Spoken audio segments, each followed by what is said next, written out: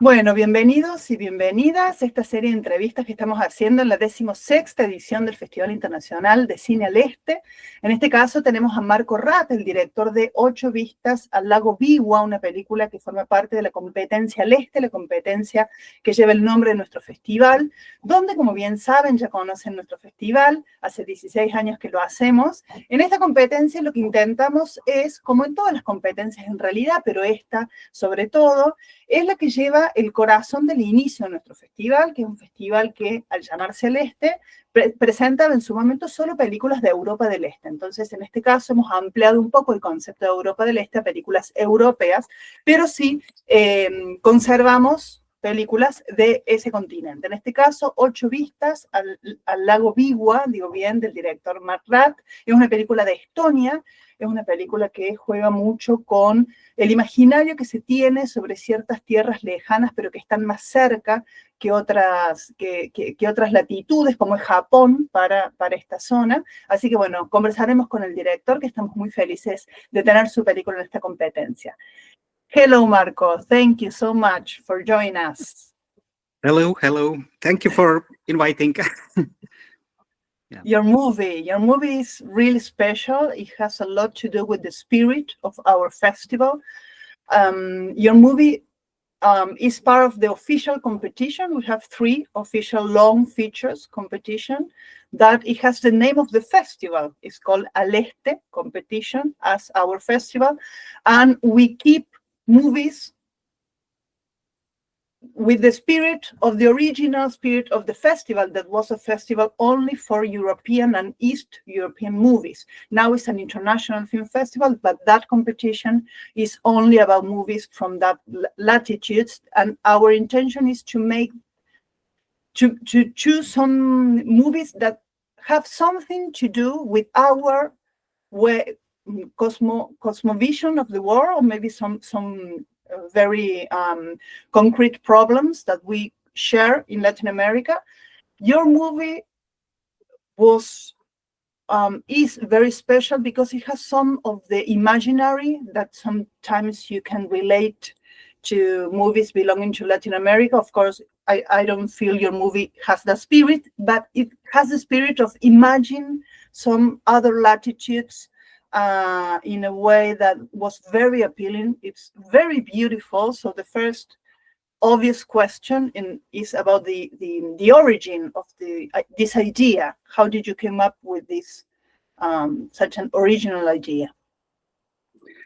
Actually, I was thinking today before your call a bit that maybe I'm really glad actually that the movie now starts in Latin America, that maybe even the roots of this movie are somehow there. Because I'm the generation who grew up with Garcia Marquez literature. Of course, the 100 Years of Solitude, you know. So it probably planted somehow some kind of longing for that kind of approach. And what it is sort of like a magical thinking. And when I was doing one museum work, I was working for one anthropological museum in Estonia for a very long time. And then I got to read the original these witch process protocols from the 17th century and something, and there it was still there, all this magical way of thinking, the thinking how probably we all thought before the French Enlightenment, before this so-called rational thinking came and started to, let's say, at least in Western world, to dominate everywhere. So, but in our veins, in our very essence, it still is there, and that's why I was really curious to make a movie based somehow about these magical rules, so that everything is equal. That because it was those days before the Enlightenment very rational, because if you don't know the rational reason for something, then you count on everything and you take equally everything: nature, gods, neighbors, and your relation. So how to say? Of course, I'm not so much missing it as a modern person. I mean, it's good that we don't kill each other so easily anymore and so on. But of course, we kill, as we know, wars are everywhere. But what we lost through this magical, when we skipped the magical way of thinking, we lost also the connection with the nature, because we don't care anymore, because you are not scared anymore what you do with your nature. You can cut the trees, but nothing happens, and so on. So, but yeah, we are so-called European Indians, so it's somehow very in our veins as well. They still, and so that was the starting point, let's say. And your movie has talks about a specific generation, right? That this is generation, the late 20s, very early 20s, and this world that we are living in that has no promise to a brighter future. Yeah. So I was wondering, how did you manage? Because it's very curious for us when a movie imagines a generation that the director doesn't belong to, but it's very accurate and it's very respectful of the way. So somehow that's the magic of being a storyteller, right? So maybe you have, because it's not about being surrounded by younger people. It's about understanding and not becoming melancholic artist that thinks, that we are very close to thinking that way, like, the past was better and everything looked brighter. So how did you manage to talk about a generation that is younger and is very, very fluid in this world? Maybe there was you have seen the movie. There was actually one key episode for me when I was writing it. It's very loosely based in one German Japanese book, actually, from the beginning of 20th century, and there was this scene when the father asked from her daughter and let her paint a painting for you. And then the girl described a little bit something, and then father said, "No, it's impossible. It's impossible. Ask something else." And so it was sort of like key for me that as we don't understand the nature anymore, we permanently don't understand the youth.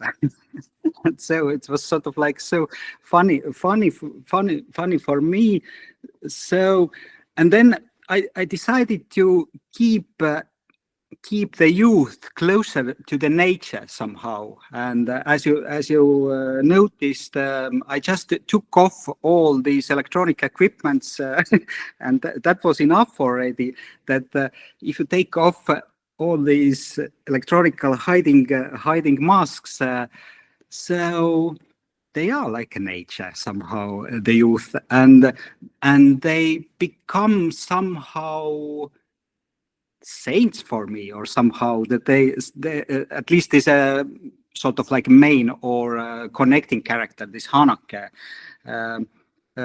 was sort of a connection between the nature, between all the other guys in the village, between the parents, and so yeah, something like that was my relation towards the youth. Yeah, if you ask this one. And what about the name of the movie? Because I understand that it's already a name of artistic expression, 8 Views of Lake Biwa. Why did you choose to do that name? Yeah, it was immediately clear for me when I saw this book, and then I discovered more about this artistic tradition, what was many thousands years ago already used in Asia. And so sort of how to describe or how to feel certain essence of certain places. So it was a genre in China, in Japan, in Korea, everywhere else. And I was my approach was like we can make. That's normal that we always interpret somebody's or others' cultures, traditions. You probably also played Hamlet, Shakespeare's Hamlet in Lima or in Sao Paulo or everywhere. But it's always your story, not the Danish prince prince story. And so my approach was the same somehow. What if I interpret these 8 rules in Estonia and what is even more probably close to your cultures there in Latin America, that your culture is complete mix, all these Indian Catholic elements. And so what would happen if to mix Estonia, Japan, Old Believers, Russian Old Believers, and all this together? Because actually, in reality, it all works everywhere in the world, even in more sophisticated ways that we can believe. So it was sort of, yeah. And in the same time, it gave me the freedom to ignore all kind of existing cultural relations somehow. It gave me freedom. It gave me freedom to see my own culture from the outer perspective somehow. So that's actually also the mission of the other cultures, what they are so refreshing to us. You know, for us, when we think about the movies that we want to be part of our festival, it's really important to choose movies from different countries that they have very specific or distinctive elements, talking about the cinematographic language, of course. And in your movie, and I speak in plural because we discuss your movie a lot with our program in Cine. The light, the way you use the light, we could see that this is not a Latin American country. This is not a movie made to look the same, in this homogenic aesthetic that we are suffering, that everything looks the same, mostly because of platforms, right? But we are in a different country. We are in a different culture. The way you perpetrate light and the use of color is not just aesthetic choice. So could you tell me something about it? Yeah, it's also probably quite a lot of connected where I live. Yes, we are so-called East Europe, but actually we are in very far north. Actually, we are in so far north that, for example, in America, in Canada, you can't live there. But thanks to this warm Gulf. What is this stream? Gulf Stream. It's livable. Let's say in our latitude. We are in the same latitude like in Sweden, Finland, and so on. So the light is we have this low light. For example, now the summer started and it's almost never goes dark during the summer nights. Almost it goes, and so there is quite a long time, or how to say, it keeps and it changes quite slowly, and it creates. I was born with this kind of light, let's say, and of course, when you start to direct, then you somehow try to stage as well, because of course you need to control the light in there. But yes, but we were quite lucky as well, I can honestly say, because we shot this movie in the real locations, mostly in the real locations, and this our actually we have a lot of coastline with the sea, but this was really done on the coast of the huge lake what we have. It's sort of like border lake between us and Russia. And so it's like a sea. Actually, it could be very wavy, it could be very windy, it could be sometimes very rainy and stormy as well. And for some scenes, we really needed really calm lake. And yes, I need to put a candle somewhere that the nature supported us as well. So sometimes it was unrealistically calm. What happens very rare actually with the big massive water, you can imagine. Yeah, and you mentioned some history books, and you mentioned museum work, and you mentioned Asian traditions and Asian ways of thinking about a lake, for example, or imagine a lake. What other arts or movies or artists or music inspired this movie or inspire you as an artist?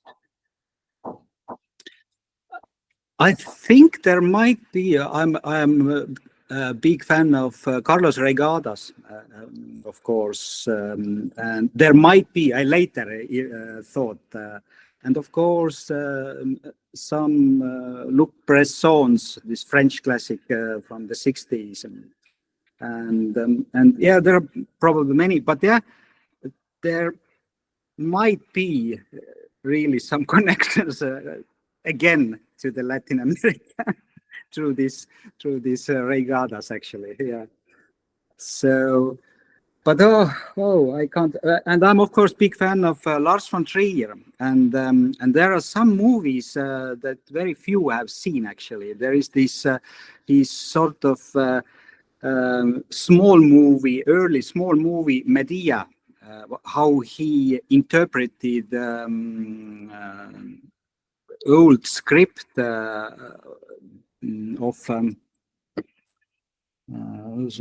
Dreyer, this old Danish silent movie classic Dreyer. So there was this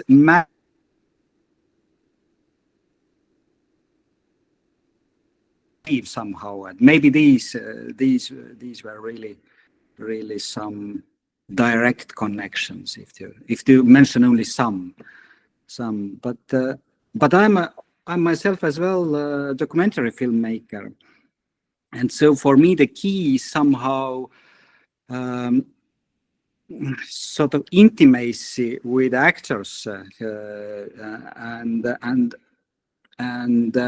I hope that this is also there actually, that it's sort of like a very minimalistic style, let's say, but it should be intense. So I'm restless and yeah, with to get presence of the actor. So because I have the sort of like a standards with the documentary. Do I believe the character or not? Is the character with me, or he's just playing with me, or so? So in this sense, I think, yeah, maybe the form is different, but the approach is very much the same for me. Yeah. In this movie, how did you work with the actors? Did you rehearse? Did you stick to a script, to very strict lines? How did you think about, or how did you manage the process? Now that you're talking about working with actors. I hope that I can let it go a little bit more, but on the set, actually, we all understood with actors that it's sort of like a puzzle, that it needs actually to be shot the very similar way how it was written somehow, because I'm usually not very stuck with my scripts and with the text, but with this use of language and sort of little bit like a ritualistic use of language to our modern perceiving. So we kept quite on the script actually, and yes, I do rehearse a bit, but of course I dream about the freshness as well. So it is complicated, and I don't believe that there is a possible to make more than 5 to 6, maximum 7 takes with actors. That it's not realistic, because actor is dying then anyway. So you need to give him or her so good task somehow, what provokes their fantasy in the best way, that there is a result only with some takes actually. So sometimes it's almost hopeless, that you feel that we are not getting there, but mostly it is, and as and yes, I always give the task separately for the actors, so to save each actor from others' aims and so on, and then I hope to see something that I never have seen from them. So that's the thing, and I usually cast also the actors who are maybe not so overexploited, but I see there are some potential that never maybe came out of them, but I believe that it is there. So yeah, you know that we have Maura del Pero. She's an Italian director, and she made Vermiglio, and it was a movie that won a lot of Davide Donatello, that is like the Italian award for Italian movies, and it was nominated for the Oscars. It's a beautiful movie. And yesterday we had her master class here. We invited her, and she mentioned something that maybe is very interesting to you too as well, that she really likes to improvise, but when the actors know the text. So what she does is she rehearses a lot, so the text can become part of the actors, and they have there's no space for doubts of the words, and then comes the improvisation. When that because she works with children, so she rehearsed a lot, so they already became a family, and they already became mother and son, and then she goes with the improvisation when the text is already not a problem. They have already learned the words and the actions in a way. So it's really interesting to sometimes, for me, make the same question to different directors and the way they answer. And some other question that I like making in this kind of interviews is, what would you say that the cinema is talking about? Now that you go to festivals, you have a new movie, you have the chance to talk to different directors, you have the chance to see different movies the same year. What would you say that is going on in contemporary cinema?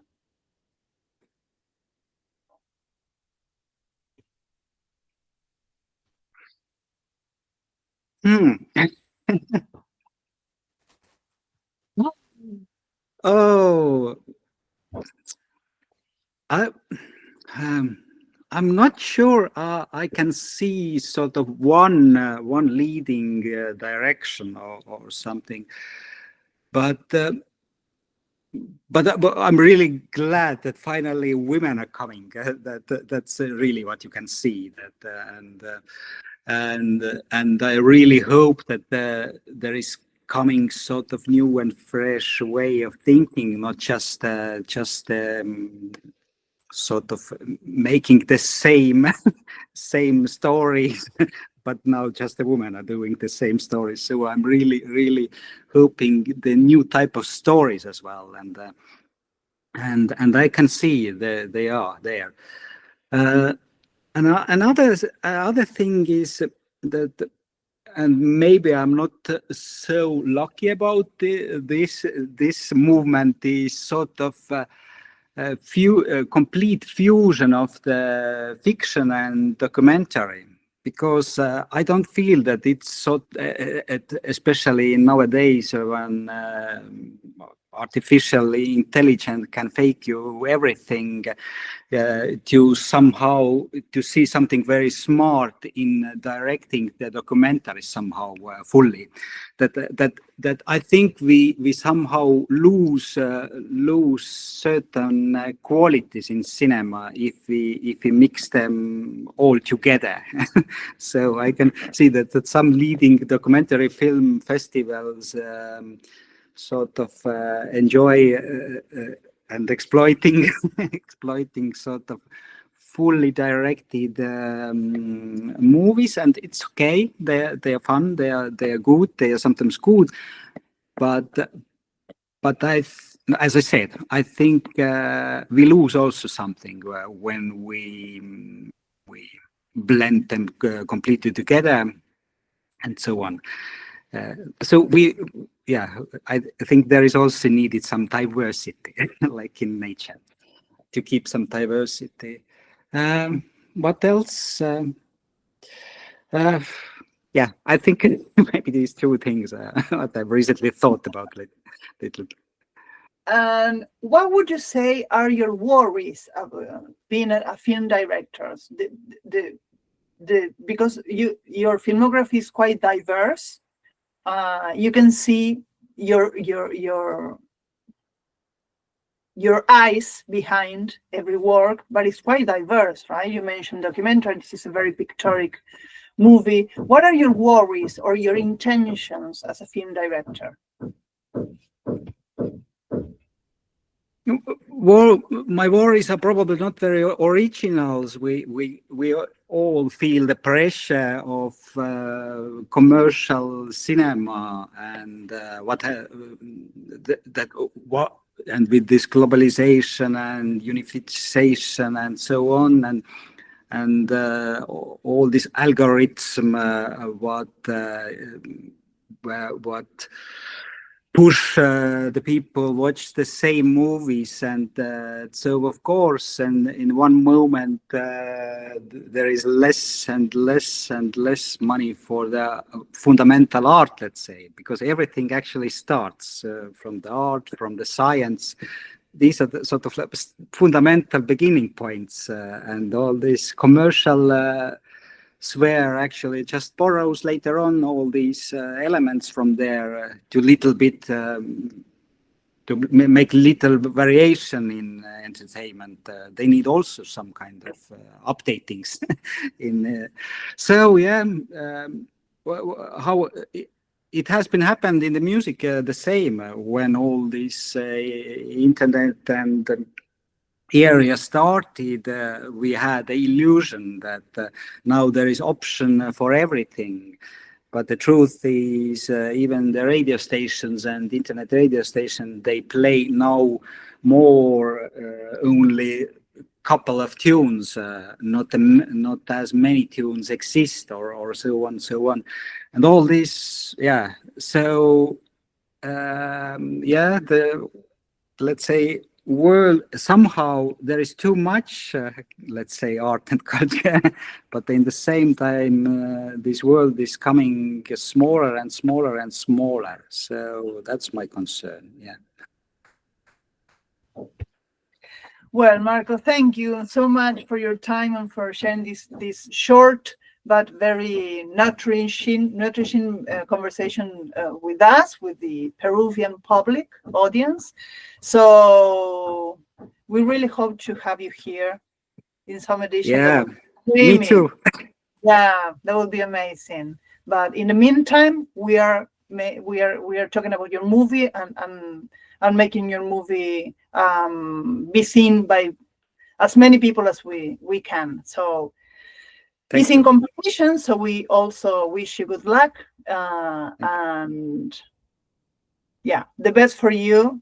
We love your movie and we hope you keep doing this kind of movie because as you mentioned, I think that our public has a lot to learn from your art. So thank you for that. Thank you. Okay. Bye. Bye-bye.